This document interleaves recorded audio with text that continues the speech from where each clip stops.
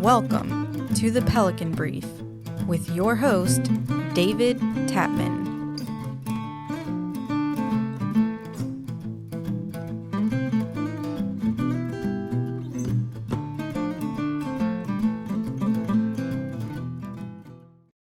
Welcome to the Pelican Brief. I am your host, David Tapman. I want to thank everybody for listening. We have some really cool things going on with our podcast.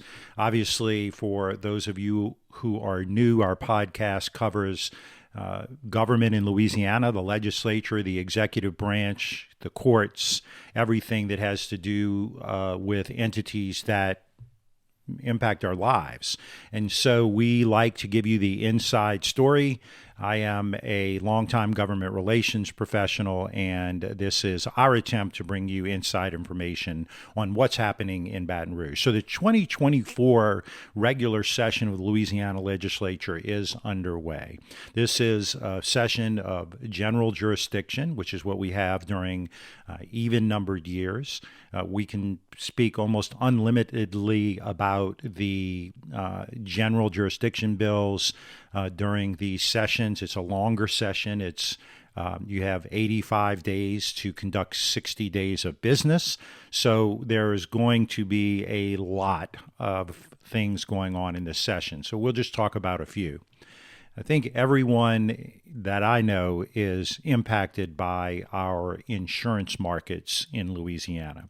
That is going to be a big issue during the session because during the elections, it was always polled as one of the most significant issues facing Louisiana citizens and Louisiana voters. So I think you're going to see a lot of bills that are going to try to bring Louisiana in line with what other states are doing.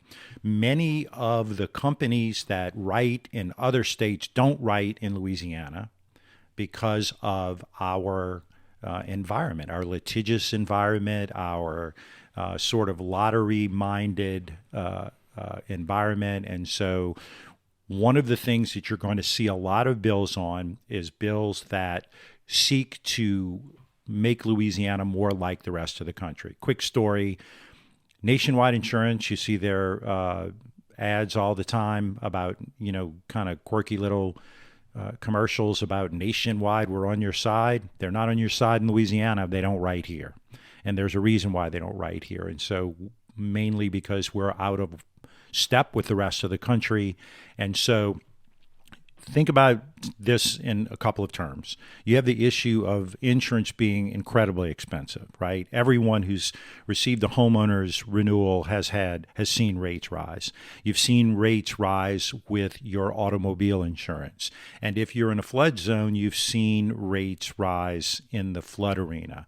And this is impacting every element of the economy. Realtors can't sell houses if they can't insure them. Banks can't loan money if they can't insure them. And so this is a recipe for disaster, and we've got to do something to bring Louisiana in line with the rest of the country. So not only do we have an issue with affordability in the state of Louisiana, so the rates are so high it's very difficult to be able to have the money to pay for them, but we have a major availability issue. We do not have enough markets for our insurance market broadly to be competitive, and so there are a number of things that we will see in the legislature that will seek to address those issues. So again, we're outliers in so many ways. Let's talk about one of those outliers. So in Louisiana, we have what in the industry would be referred to as the 3-year rule. And so it's actually the 3-year and 1-day rule. So once you've received your 4th renewal and you are covered, the state of Louisiana has a law that says that an insurance company can't drop you or change your deductible except for in very remote situations. Material change in risk. There's a couple of other issues out there that you can, but it's very difficult for an insurer to non-renew a policy that's been on the books for 3 years and 1 day, or the 4th renewal. We are the only state in the nation, and as far as we know, we are the only jurisdiction in the world that has such a rule. The 3-year rule is it basically turns 1-year contracts into lifetime contracts, and that troubles insurance companies. If an insurer wants to write in Louisiana, they are afraid to come in and write because they will be stuck on that business for a long time. So there are a couple of bills out there. We don't know which one's going to move, but generally speaking, the idea is to grandfather everyone that has the 3-year rule applied to them, and so no one would have a taking, no one would lose the coverage that they have, and then it would also allow the insurance companies to change deductibles or to raise deductibles, which could in turn end up either reducing your insurance premium overall or preventing a higher increase. And then perhaps some provision that allows the insurance companies to non-renew a very small percentage of their policies each year. So that, again, will not put us in line with the rest of the country, but it will be a big step forward. Again, no jurisdiction in the world that we know of has this rule. So there are some other bills that would make a big difference. One of them is a bill that's going to be referred to as fair claims handling. Louisiana law has some conflicts which set the stage for lawsuits. There are different parts of the statutes that conflict each other, so that legislation would clearly outline the process by which claims were handled to prevent lawsuits and to make, again, Louisiana in line with what a lot of other states do. Texas has a model. Florida has a model. They're looking at trying to address some of those issues. There are many more issues on insurance, and we will dive down in future episodes of the Pelican Brief into those specific issues when they are debated in the legislature. We may even bring a guest in to come in and talk to us about what the impact of these bills could have on our markets in Louisiana. One of the other big issues that we're going to see in the regular session are education issues. You're going to see a lot. Some of the main ones are the education savings accounts. This has been done in other states. In Arizona, think of it as like vouchers on steroids where the dollars follow the child. It would establish education savings accounts and basically provide that essentially education dollars follow the student. And so something that we'll keep an eye on, because this will certainly have a larger impact on public schools, private schools, and charter schools. So we'll look at that very closely. So teacher pay will also be discussed. Bessie, the Board of Elementary and Secondary Education, has suggested that the legislature give $2,000 stipends in lieu of raises.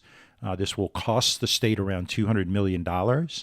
I have to say this because this is the truth, but stipends aren't raises. So you get the $2,000 stipend, but if next year the state decides not to give it, you get a $2,000 cut in your overall earnings. Stipends aren't raises. And being the husband of a 33-year educator, this is probably, we need to treat our teachers better, and they deserve raises, not stipends. So we'll take a look at that. Right now, that's what we have. You will. There's also going to be some movement to try to focus more dollars on individual tutoring services. That is to go in and help students who may be doing really well in other areas, but say maybe having trouble with math or just science, to be able to have some tutoring services that would help them in their educational journey and help them move along through the education process. You're also going to see some issues during the state legislative session. I'm going to call it Crime 2.0 because we just had a special session of the legislature focused on crime, but there are a couple of bills that we've already seen. We could see some more, but in essence, the ones that we've seen so far are bills that would send more juveniles to adult courts and expand the list of offenses where juveniles can be prosecuted as adults in court. And so I think you're going to see a number of issues. I know there is a bill dealing with the sexual assault. So you're going to continue to see crime, in the conversation, because no one thinks that what we did in the crime session was everything that needs to be done. Some think what we did was wrong, but we're going to see, and the legislature is going to be able to pivot as we move along. There are some other issues that could become pretty big. Some of you may have heard about the Alabama court decision relative to embryos, human embryos, and that the court ruled that in a wrongful death lawsuit, that embryos are considered to be individuals or humans. And so this has had a chilling effect on in vitro fertilization efforts in the state. It's kind of created a very a pretty big issue relative to those operations and what they can and can't do. You're going to see some legislation to address that in Louisiana law. Remember, that's an Alabama case. It does not affect Louisiana, but I think Louisiana wants to get out in front of it. So here's where I go in and just say, all right, here's a couple of other bills that are out there that, I like to try to have some fun with. One would require that the 10 Commandments be posted in all public schools. So when you walk into a public school, that they would be required to post the 10 Commandments. And it doesn't say, how or what, but we'll see how that goes.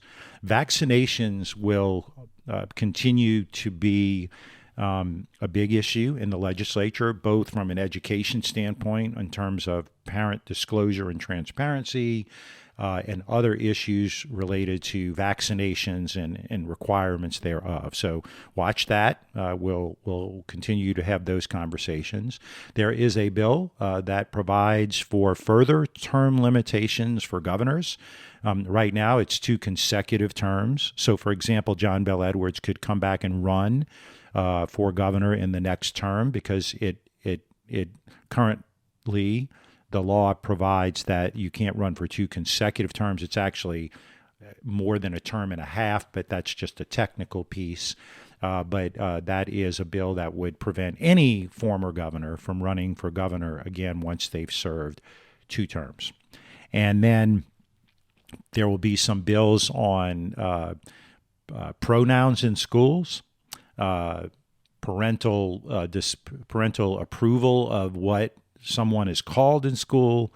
There will be bills that will be filed about recognition of marriages from other states, and that would be, it looks like, same-sex marriage issues related to that. There's going to be some legislation on direct shipment of wine. It has been an issue that has come up in several legislative sessions right now. There are pretty strict limitations on the direct shipment of wine. You can do it, but it's limited, and you're going to see some loosening up of that. Another bill which is pretty significant, although I'm not sure you're going to see a lot of press cover it, but I think we've seen some polling that says that most people in Louisiana believe that when you buy a ticket to an event, a concert, Rolling Stones concert, an LSU game, a Saints game, whatever, that you own the ticket. You think that when you buy it, so when you go online and you buy that ticket, you think you own it. But there are people out there, including the 800-pound gorilla, that out there, I'm not going to name them, but their name starts with ticket something. And they would say, no, you don't own it. It's a licensing agreement. And so they really have control over your ticket. Now, how do they use that? They force you to keep it on their platform if you want to sell it. There is legislation out there that would allow you to have complete control of your ticket. And I think the vast majority of people in Louisiana would want that, but they don't know about it. And so that bill was filed last year, made it through one body, the House of Representatives, and got hung up in the Senate. and it is there were a slew of lobbyists that were hired to oppose it. They don't want you to own your ticket. So that's something really important to keep an eye on that you won't see in the paper or on the news reports. So Supreme Court redistricting, which we saw in the first legislative session, the first special session, is back on the agenda. We don't know exactly, we've seen some bills, but we don't know exactly what will happen because the last time that was on the agenda, it was a hard stop in the Senate. So there'll be some discussion. It really has to do with reapportionment and redistricting and adding a majority-minority seat. The real question is where is it added and who is made whole on that. There are some parishes that are cut up in different pieces that want to be made whole in that conversation, and so some legislators support it, some are against it. So that's a recap of what we think are the big issues during the legislative session. We want to, again, reiterate that we now have our own website, which is really cool, pelicanbrief.com. That's pelicanbriefpodcast.com. We also are on all of the social media platforms. It's at Pelican Brief 225, so Facebook, Instagram, Twitter, and if you want to go to YouTube and watch this, which could be painful because you've got to look at me, that is the YouTube handle is at the Pelican Brief 225. So subscribe, like, and share. The way we don't have advertisers, so we don't pay money to expand our show. So if you know anybody who's nerd enough to listen to this stuff or interested in it, please send them a link to our show. Get them to subscribe, to like, and share. We really want your feedback. So whether you want to do that on social media, criticize us, challenge us, that's what we want. We want this to be an ongoing conversation. Email us if you have a good take. We'll mention it on our show. If you have a great take, you're likely to be an invited guest to the show, so please do. And then check out our blog. We're going to post a weekly blog to really ask some tough questions on the subject matter. And remember, the questions we ask don't show a particular side of where we are on anything, but we want to have an open discussion without all of the noise and all of the mainstream media garbage. So again, like, subscribe, and share. We look forward to being with you on our next episode. And until then, I am David Tatman, and we are the Pelican Brief.